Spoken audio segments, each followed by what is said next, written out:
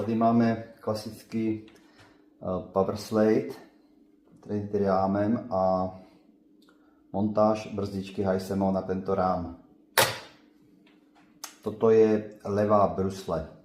Liší se to mírně, levá a pravá, čili montáž na levou brusli.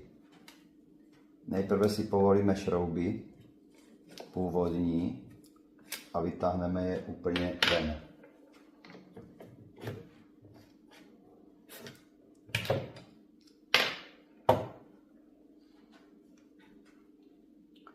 Z balení si vezmeme tu osku, kterou prostrčíme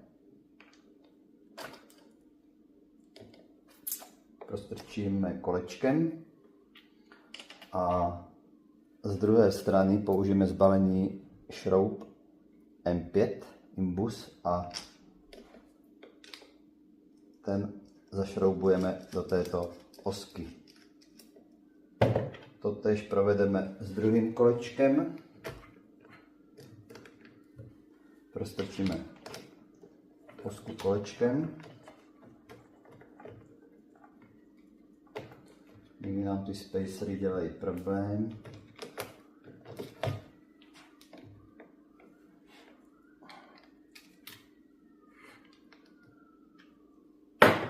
Potřeba si je vystředit. A potom to dostaneme skrz kolečko na druhou stranu. Opět dáme šroub imbus M5, zašroubujeme do této osky.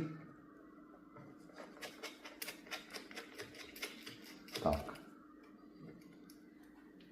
Brzdičku montujeme z vnitřní strany brusle. Tady je. A tím způsobem jednoduše, že si vezmeme z balení tyhle kratší M5 šrouby imbus, velkoplošnou podložku, prostrčíme rámem a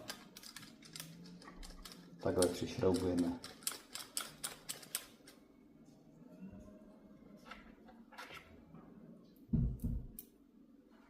Jedno kolečko, druhé kolečko. Tak. Vystředíme tak, aby to bylo přesně uprostřed koleček brzdička a ten třmen brzdicí a aby obě kolečka zabíraly stejně. Poté to pevně dotáhneme spoje, uchycení koleček.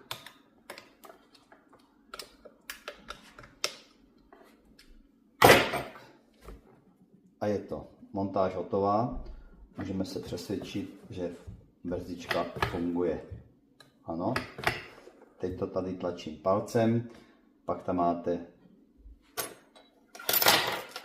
takovouto šňůrku